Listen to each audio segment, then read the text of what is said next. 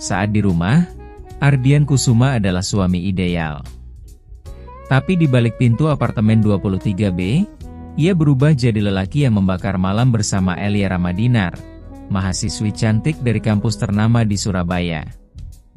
3 tahun sudah, mereka berbagi rahasia di antara ciuman, peluh, dan spray yang tak pernah benar-benar kering. Kini, Elia tak ingin lagi jadi rahasia.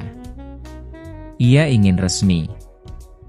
Ingin dimiliki, seutuhnya. Tapi saat semua sudah dia miliki, mengapa pelukan itu justru terasa dingin?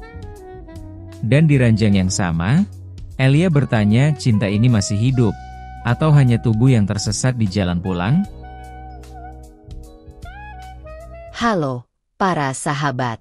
Sebelum melanjutkan alur cerita yang mengupas tentang perselingkuhan, cinta sesaat, cinta semalam, ataukah pengalaman para pelaku cinta kilat ini, mohon berikan subscribe, like, dan komentar agar kami termotivasi untuk membuat cerita romantis yang lebih panas sekaligus memabukkan. Dan selamat menonton cerita cinta yang panas ini. Langit Surabaya di akhir Oktober selalu tampak merah jingga, seakan menyimpan rahasia yang tak ingin terungkap. Di antara kepadatan kota, ada sepotong kisah yang tak pernah masuk dalam agenda rapat atau lembar pengakuan dosa. Di sanalah Ardian Kusuma menenun 2 dunia yang tak seharusnya bersinggungan. Sebagai suami dari Nadine Wiranata, wanita yang selalu menyiapkan teh melati hangat setiap pukul 5 sore, Ardian adalah panutan.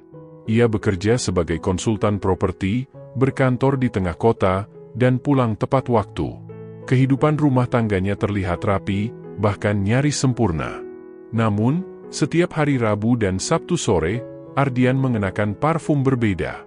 Bukan aroma kayu manis yang biasa dipakai saat makan malam keluarga, melainkan wangi ember dan vanila yang hanya dikenakan untuk satu alasan, yaitu Elia Ramadinar.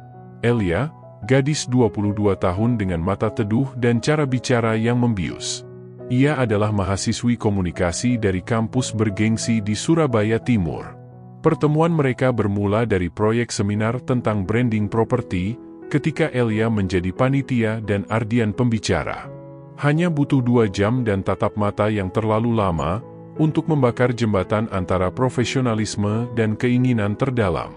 Sejak saat itu, apartemen Azura di Surabaya Barat menjadi saksi bisu. Unit 23B, dengan balkon menghadap barat, sering memutar lagu-lagu lembut dan menyimpan cangkir-cangkir kopi tanpa nama. Di sanalah mereka saling membuka diri, dalam artian yang tak selalu bermakna telanjang.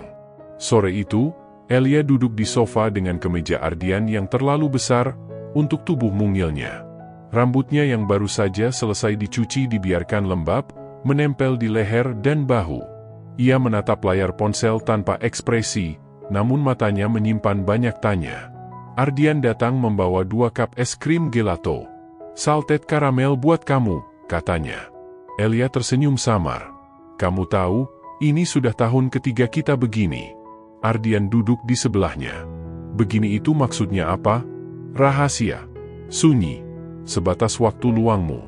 Nada suaranya datar, namun dadanya bergetar pelan. Ardian terdiam. Ia tahu arah pembicaraan ini. Sudah berbulan-bulan Elia memberi sinyal, lewat pertanyaan ringan hingga pelukan yang terlalu lama saat perpisahan.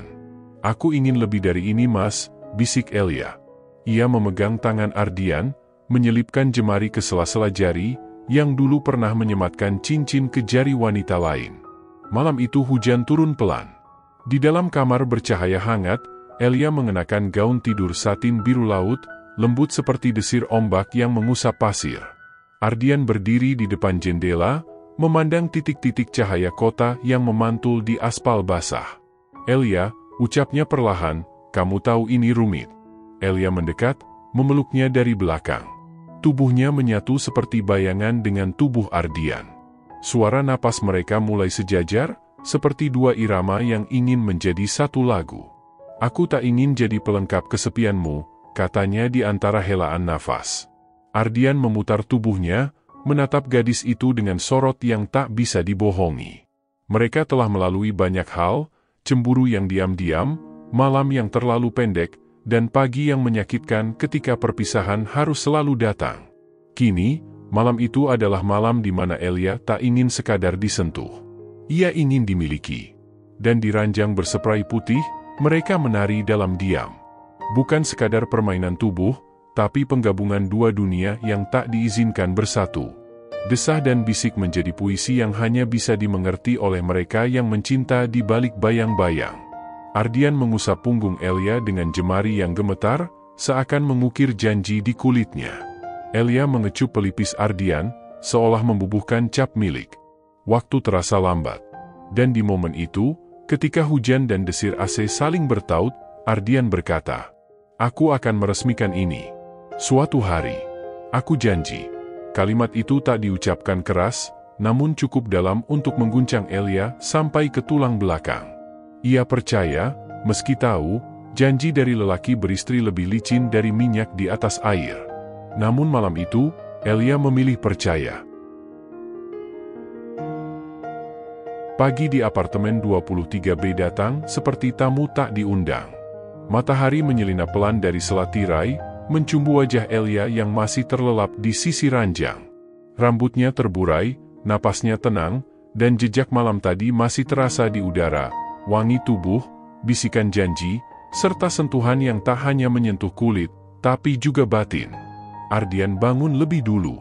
Ia duduk di tepi ranjang, memandangi Elia seperti seorang pelukis memandangi karya yang tak ingin dia jual. Namun hidup bukan galeri. Di luar sana, Nadine pasti sedang menata meja sarapan, dan anaknya, Arga Kusuma, mungkin baru saja selesai mengenakan seragam SD.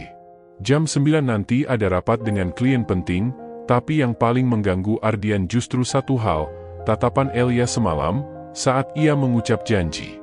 Sebuah janji, sekecil apapun, bisa menjadi simpul yang menggiring seluruh arah hidup seseorang. Siang itu, Elia duduk di kantin kampus dengan wajah kosong. Teman-temannya bercanda, menyodorkan gorengan, tapi pikirannya melayang ke arah lelaki yang sudah 3 tahun mengisi ruang-ruang sunyi hidupnya. Apakah benar ia akan meresmikan hubungan ini? Atau itu hanya bumbu, seperti yang biasa diajarkan Ardian saat membahas strategi pemasaran, buat target merasa istimewa, walau kamu tak benar-benar menjual semua. Sore harinya, Elia memutuskan untuk menguji batas. Ia mengirim pesan. "Aku ingin bertemu malam ini. Tapi bukan di apartemen. Temani aku makan malam di tempat umum." Pesan itu seperti tantangan. Bukan karena Elia ingin pamer, tapi karena ingin tahu sejauh mana Ardian berani keluar dari bayang-bayang. Jawaban datang 10 menit kemudian. Pukul 7 malam. "Aku jemput. Kita ke The Crown." Mata Elia membulat. The Crown bukan tempat sembarangan. Itu restoran dengan lampu gantung kristal dan musik live jazz. Terlalu terang untuk hubungan gelap. Malam itu, mereka duduk di meja pojok. Ardian mengenakan kemeja biru langit dan blazer hitam, tampil seperti pria lajang mapan. Elia mengenakan gaun marun selutut dengan anting mutiara kecil. Mereka tampak seperti pasangan sah, dan untuk beberapa saat, Elia hampir bisa percaya mereka memang begitu. "Aku bicara serius soal semalam," ucap Ardian saat menyuap tiramisu ke mulutnya. "Serius yang mana? Yang bagian kamu ingin memiliki aku, atau yang kamu akan melepas segalanya untuk aku?" Ardian menarik napas dalam. Suara musik jazz mengisi sela percakapan, tapi meja mereka seperti berada di ruang sunyi, yang hanya berisi 2 manusia dengan banyak harapan. "Aku sudah terlalu lama hidup dalam struktur. Segala yang kujalani selama ini teratur, aman, tapi juga kering," katanya. "Kamu seperti air di padang yang terlalu lama kuanggap hutan." Elia tak menjawab, matanya mulai berkaca. Ia sudah lelah menjadi oasis. Ia ingin menjadi rumah. "Kalau kamu sungguh ingin ini diresmikan," suaranya pelan, nyaris gemetar, "maka jangan hanya ajak aku tidur. Ajak aku hidup bersamamu." Ardian menggenggam tangan Elia di atas meja. "Berikan aku waktu dan kesabaran yang sudah kamu pelajari sejak malam pertama kita. Aku akan menepati janji itu." Malam kembali di apartemen. Tapi kali ini tak ada terburu-buru. Mereka mandi bersama dalam diam, membasuh tubuh masing-masing seperti merayakan keintiman, yang kini berubah makna. Elia memeluk Ardian dari belakang, seperti biasa. Tapi kali ini, pelukannya bukan sekadar rindu. Ia menekan tubuhnya lebih erat, seakan ingin menyalurkan seluruh luka dan cintanya dalam satu genggaman. Di atas ranjang, mereka tak saling melahap, tapi saling menyentuh, seperti membaca halaman terakhir dari sebuah novel yang terlalu bagus untuk segera diakhiri. Setiap sentuhan Ardian adalah permohonan maaf, dan setiap helaan napas Elia adalah pengampunan yang setengah hati. Ketika akhirnya mereka menyatu, bukan hanya tubuh mereka yang berpadu, tapi juga dendam, harapan, dan perasaan yang selama ini terperam dalam pelukan yang seolah tanpa masa depan. Dan saat napas mereka saling mengejar di akhir tarian, Elia hanya berkata pelan, "Jangan lagi beri aku alasan untuk merasa seperti milik bersama." Ardian berdiri di depan cermin kamar mandi rumahnya, mencukur janggut tipis yang tumbuh tak rata.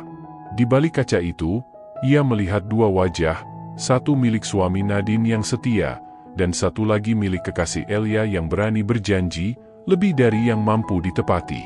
Di ujung kaca, ada bekas samar lipstik merah tua di kerah kemejanya.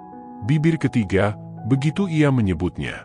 Bibir yang tak seharusnya meninggalkan jejak di hidupnya, tapi justru yang paling ia rindukan. Nadine memanggil dari luar kamar mandi. Suaranya lembut, seperti biasa, penuh pengertian yang terlalu tulus untuk didustai. "Sayang, sarapanmu sudah siap. Hari ini kamu bilang mau ke proyek di Gresik kan?" "Iya," jawab Ardian cepat. "Aku cuma beresin rambut sebentar." Di kantor, Ardian duduk menatap presentasi klien, tanpa sungguh-sungguh mendengarkan. Pikirannya terbelah, setengahnya di rumah bersama Nadine dan Arga, setengah lagi di apartemen 23B, tempat Elia menunggu kabar, seperti gadis yang menanam benih di tanah yang tidak pernah pasti subur. Satu pesan masuk ke ponselnya. Dari Elia. "Kalau kamu sungguh mencintaiku, temui orang tuaku minggu depan." Hanya itu. "Aku tak minta kamu bercerai sekarang, hanya tunjukkan kamu serius." Ardian menelan ludah. Sungguh, ia mencintai Elia. Tapi mencintai dan berani menanggung semua akibat dari cinta adalah dua perkara yang tak selalu saling beriringan. Sementara itu, Nadine mulai merasa sesuatu berubah. Sudah 2 bulan Ardian sering larut malam pulang, dan matanya selalu terlihat menyimpan rahasia yang tak bisa dia buka, walau dengan kata paling halus. Di suatu malam, saat Ardian tertidur, Nadine memberanikan diri membuka ponsel suaminya yang diletakkan sembarangan. Bukan karena cemburu, tapi karena firasat adalah bisikan yang kadang lebih keras dari teriakan. Dan di sana, ia temukan nama yang tak pernah disebut dalam cerita Ardian, Elia Ramadinar. Bersama ratusan pesan, gambar, dan rekaman suara penuh napas dan bisikan mesra. Nadine tidak menangis. Ia hanya diam. Terlalu dalam untuk marah, terlalu hancur untuk berkata apa-apa. Keesokan paginya, Nadine menyeduh teh melati seperti biasa. Ardian masuk ke ruang makan dengan dasi belum terikat sempurna. "Ada waktu sebentar?" tanya Nadine, matanya teduh tapi tak lagi hangat. "Untukmu, selalu. Aku menemukan sesuatu." Nadine mendorong ponsel ke hadapan Ardian. Halaman percakapan Elia dan Ardian terbuka lebar seperti luka. Suasana membeku. Ardian tak bisa membantah. Tidak ada yang bisa disangkal dari kenyataan yang telanjang. "Aku tidak akan minta penjelasan sekarang. Tapi kamu perlu tahu satu hal," ucap Nadine pelan. "Aku bukan wanita yang akan berebut. Tapi aku juga bukan wanita yang akan rela berbagi." 10 menit kemudian, Ardian mengendarai mobil ke arah Surabaya Barat, dengan kepala penuh denting kalimat Nadine. Elia menginginkan kejelasan. Nadine tak ingin berbagi. Dan di antara dua wanita itu, ia berdiri seperti jembatan rapuh yang mulai retak. Sesampainya di apartemen, Elia menyambut dengan senyum, tapi matanya menanti jawaban yang sudah lama ditagih. "Aku akan bicara pada orang tuamu," kata Ardian akhirnya. "Tapi kita harus pelan. Aku tak ingin membunuh siapapun dalam proses ini." Elia mengangguk, meski tak sepenuhnya puas. Tapi malam itu, untuk sementara, ia percaya. Dan di ranjang yang sama, mereka kembali melebur. Tapi tak seperti malam-malam sebelumnya, kali ini cinta mereka terasa seperti petir dalam badai. Menggetarkan, tapi juga menandakan kehancuran yang akan segera tiba. Ardian menggenggam tubuh Elia seperti memegang pasir, semakin erat, semakin lepas. Dan saat peluh mereka menyatu, Elia memandang ke langit-langit dan berbisik dalam hati. Jika ini cinta, mengapa aku harus merasa bersalah tiap kali merasa bahagia? Hari itu langit Surabaya tampak abu-abu, seperti hati Ardian yang tak tahu kemana harus berlabuh. Ia berdiri di depan rumah sederhana di kawasan Rungkut, tempat tinggal keluarga Elia. Jantungnya berdetak seperti palu godam, bukan karena takut, tapi karena tahu, satu langkah lagi akan mengubah seluruh peta hidupnya. Pintu dibuka seorang pria setengah baya, berwajah ramah namun sorot matanya tajam. Di belakangnya, seorang wanita berkebaya menyambut Ardian dengan anggukan kecil. Mereka adalah ayah dan ibu Elia. Ardian menunduk hormat. "Saya Ardian Kusuma, dan saya datang untuk bicara serius soal Elia." Ruangan itu hening. Elia duduk di samping ibunya, menunduk dengan jemari saling menggenggam erat di pangkuan. Ardian duduk berseberangan, mencoba menyusun kata sebijak mungkin. "Saya mencintai putri bapak dan ibu," katanya akhirnya. "Dan saya ingin menjalin masa depan bersamanya." Wajah sang ayah tetap tenang. "Kau suami orang, bukan?" Kalimat itu menusuk tajam, tapi Ardian tak mengelak. "Ya, tapi saya berencana menyelesaikannya dengan baik." "Elia bukan jalan pintas untuk pelarian, nak," ujar sang ibu. "Dia layak dicintai secara penuh, bukan separuh waktu." Ardian hanya bisa mengangguk. Dan Elia yang duduk di samping ibunya, diam-diam menangis. Mungkin karena bahagia, atau karena tahu apa yang akan didapat tak pernah sepenuhnya utuh. Di rumah, Nadine bersiap untuk berangkat ke kantor. Ia duduk di meja rias, memandang pantulan dirinya yang hari demi hari kehilangan cahaya. Ardian masuk pelan. "Kita perlu bicara." Nadine tak menoleh. "Akhirnya, aku akan menceraikanmu," ucap Ardian. Kata itu mengalir pelan tapi terasa seperti membelah dada. Nadine menahan napas. Karena dia? Ardian tak menjawab, tapi Nadine tahu. Ia tahu sejak malam ketika pelukan Ardian terasa seperti permintaan maaf, bukan cinta. "Aku tidak akan menahanmu," katanya tenang. "Tapi ingat, Arga tetap anakmu. Jangan pernah jadikan dia korban." Ardian nyaris menangis, tapi ia tahu telah melukai hati perempuan yang membersamainya belasan tahun. Tak ada pelukan perpisahan hari itu. Hanya hening, dan suara sepatu Nadine yang perlahan menjauh. 3 minggu berlalu. Elia dan Ardian kembali ke apartemen 23B, tapi suasananya berbeda.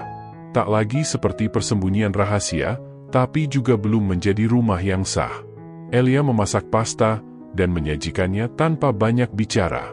Ardian duduk di meja makan, lelah secara lahir dan batin. Aku sudah mengurus semua. Proses cerainya tinggal 1 tahap," ucap Ardian. Elia menatapnya, senyum tipis terbentuk. Tapi bukan senyum bahagia. Ada beban yang menggantung di bola matanya. "Aku hargai pengorbananmu, Mas. Tapi aku takut, saat kamu akhirnya bebas, kamu justru kehilangan dirimu sendiri." Ardian mengerutkan kening. "Maksudmu? Selama ini, kamu kuat karena kamu terbagi. Ada aku, dan ada istrimu.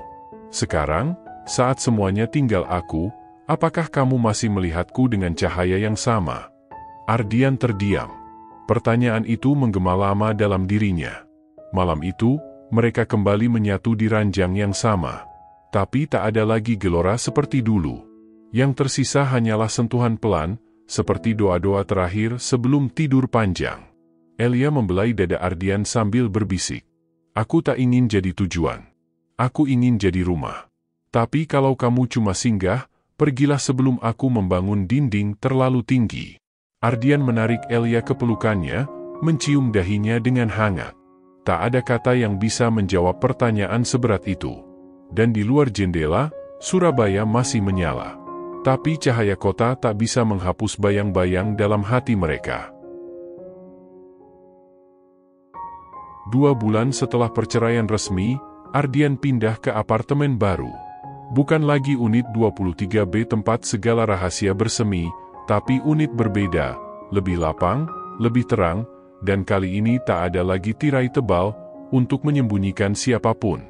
Elia datang dengan koper kecil, membawakan beberapa buku dan beberapa pot tanaman.